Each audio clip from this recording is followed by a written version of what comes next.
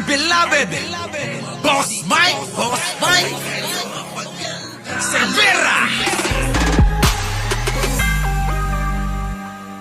Mensahe. O, ayan pa. Tingnan nyo kung gaano kaliwanag na inuuto nila mga OFW. O, sige nga. Ang susunod ko po na mensahe ay mensahe po sa ICC na pakawalan nyo na at ipadala nyo na pauwi si dating Pangulong Rodrigo Duterte sa Pilipinas. Okay. Dahil gaano man nasabihin nila na wala na kami kung paano siya kinuha, dinukot, kinidnap doon sa Pilipinas, ang importante ay nandito siya sa amin at tutuloy yung Yung parang pinapalabas pa mga kababayan na kinidnap ng ICC yung tatay niya. Nakalimutan niya mga kababayan, yung tatay niya maraming kaso, panggagahasa, pagpatay sa mga Pilipino. Pero ngayon mga kababayan, nananawagan ko no, alam niya naman na sa sarili niya na hindi niya na may uuwi kahit kailan si Digunyo. Kailangan lang nilang maglagi dyan, kailangan lang nilang gawin yung ginagawa nilang mga propaganda at pagkunyaring pagtitipon-tipon dyan para mapanatili yung mga OFW na mga tanga at mangmang na maniwala sa kanila. Diba? Ganun lang kasimple.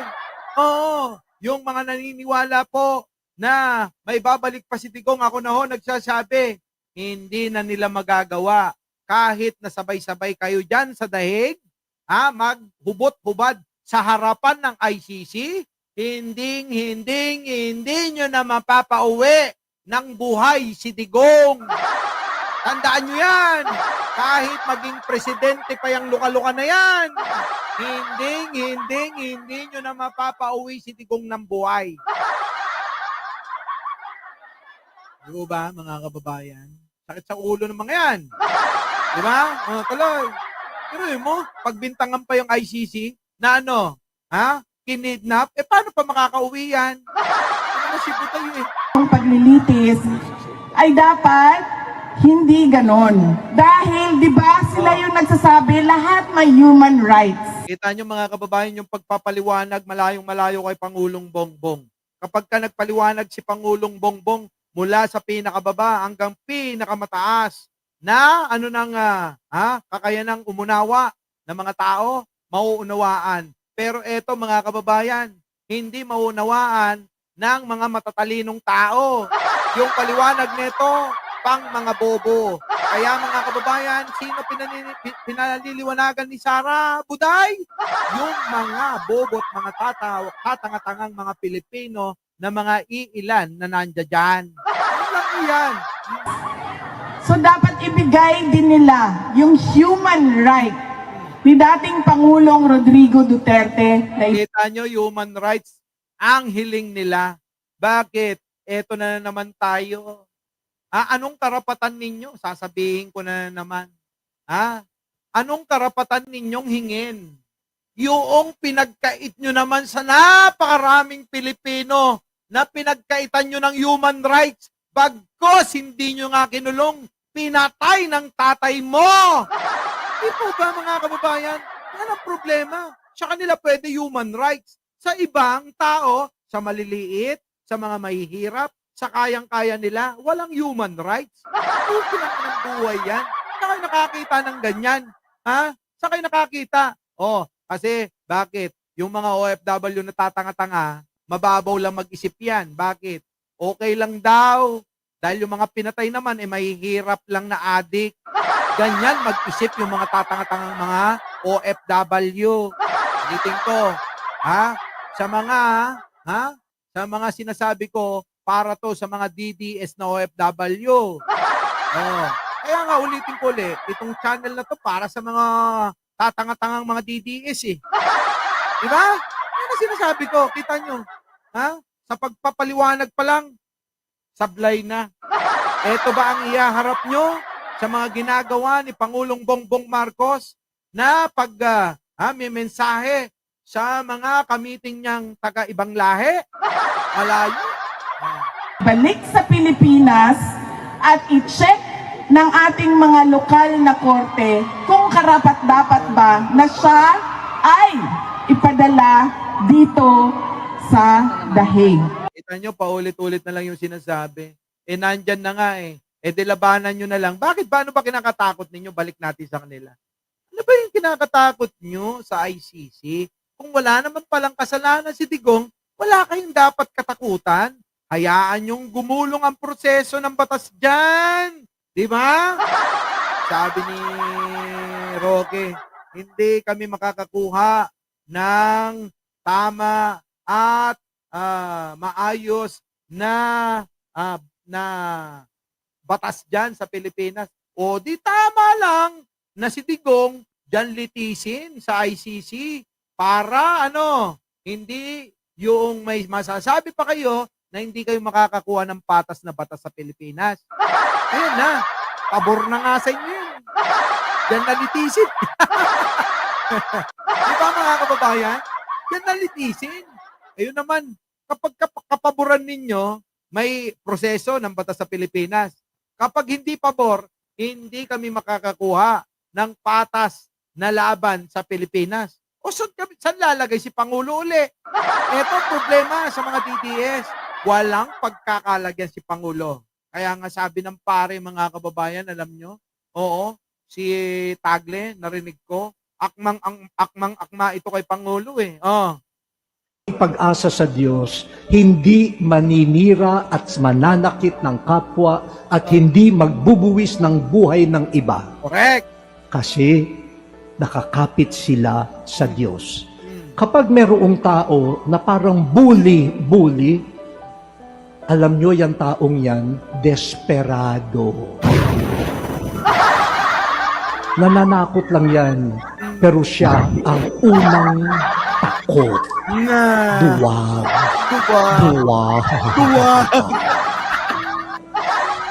Pero nagpapanggap na malakas.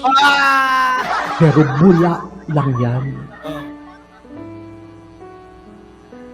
Ang tunay na malakas ay yung kumakapit sa Diyos at hindi mananakit, sinasaktan na siya, nakangiti dahil kumakapit sa Diyos. Kita niyo mga kababayan, akmang-akma kay Pangulo no? Akmang-akma din sa mga duwag na mga Duterte. Anong ginagawa daw? Balikan natin mga kababayan. Akmang-akma ito. Akma sa mga Duterte at akma kay Pangulo. Ang taong may pag-asa sa Diyos, hindi maninira at mananakit ng kapwa at hindi magbubuwis ng buhay ng iba. Sino yon mga kababayan? Hindi mananakit at hindi magbubuwis ng buhay ng iba. Sino gumawa nun? Si Digong. Nagbuwis ng maraming buhay ng iba na kapwa Pilipino niya. Ayan, mga kababayan. Diba? Kasi nakakapit sila sa Diyos. Wala naman Diyos. Sino ba walang Diyos, mga kababayan? Si Digong, walang Diyos. Tama, mali. Tuloy. Kapag merong tao na parang bully, alam nyo yung taong yan, desperado. Sino ang bully-bully? Yung mga Duterte. Lalong-lalo na si Digong. Lagi niya sinasabihan, weak leader si Bongbong. Lagi niya sinasabihin, bangag si Bongbong. Bakit nakakulong? Bakit nakakulong? Nananakot lang yan. Yun naman lagi Puro lang pananakot talaga ginawa ni Digunyo At mga DDS, sabi ko sa inyo, yung mga yan, pinanakot? Magkakagera. Magkakagulo. Dahil ang mga sundalo ay mag-aaklas daw sa gobyerno. Ang dami mga kababayan na pananakot na ginawa ng mga yan. Pero siya ang unang takot. Duwag. Duwag. Duwag! Ayun, mga kababayan, si Digong nakakulong. Mga duwag yan, sino? Tignan nyo si Bato, nanginginig ang itlog. Si Sara, ayun, kailangan tuloy-tuloy yung propaganda at yung pagtitipon para may kasangga. Merong pagtataguan sila. ginagawang bala yung mga tangat, mga mangmang at mga bobo ng mga DDS na OFW. Yun ang ipananangga nila. Mga tanga eh. Oh. Pero nagpapanggap na malakas. Pero bula lang yan. Bula lang daw. Bula. Sabi ni Chino Pasha, hindi mo na tinitira si Liz. Hindi ko naman tinitira yun eh. Alam ko ba tinira yun? Hindi ko tinitira yun. Pag tinira ko yun eh, baka umiyak yun. Oo. Yung ginagawa ko nun kay Libayan eh, lambing ko lang yun. Ang tira ko, iba. Pag tinira ko, mag-iiyakan lahat yun. Ang tunay na malakas ay yung kumakapit sa Diyos. Yon, mga kababayan. Kaya mga kababayan, lagi ko po sa inyong sinasabi na wag po kayong makakalimot sa amang lumikha.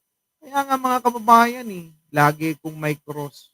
Kasi mga kababayan, inuuna ko lagi siya.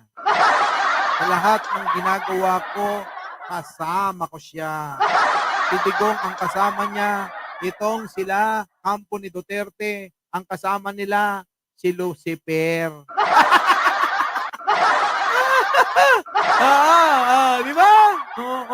Sino? Lambing ko lang yun. Hindi pa ako tumitira nun. Kita mo, tumigil sila, tinigilan ako. Ganun yun. Sabihin mo, tirahin nila ako. Yung mga tira nila, walang tama eh. Kapag naglambing pa lang banas na sila. Di ba? Anong ginawa nila? Iniwan ako. Hindi pa nga ako nilalabasan, iniwan na ako. Ibig sabihin, hindi pa ako nilalabasan, matapos nila ako salsalin. Sorry. Mga kababayan, iniwan nila ako bitin Di ba? Kaya nagsarili nilang ako. Di ba? Kaya kapag ako naglabas sa kanila ng banat ko, banat yung tinutukoy ko hindi kung ano-anong nasa isip nyo.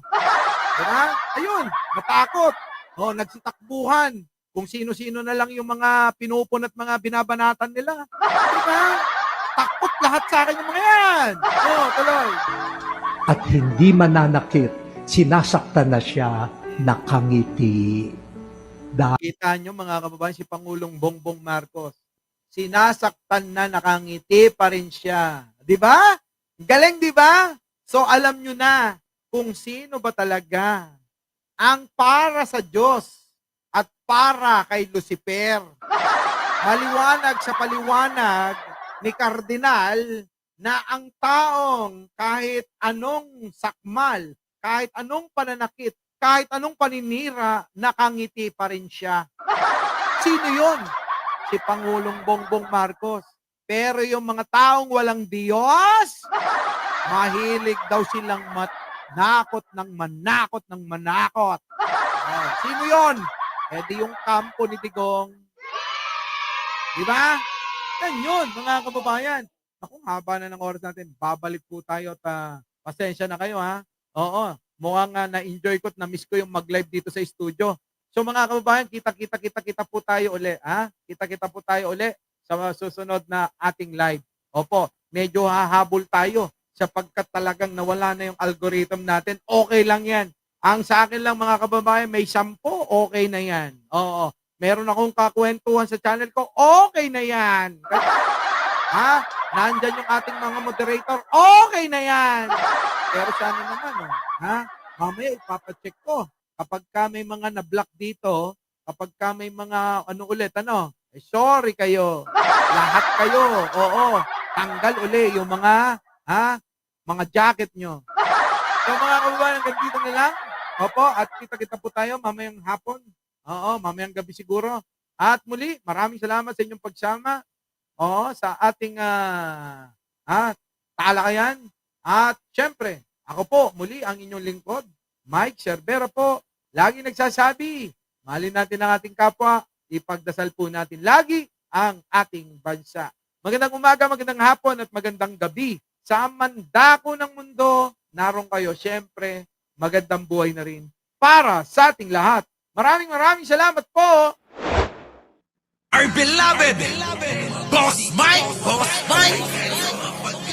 Cervera.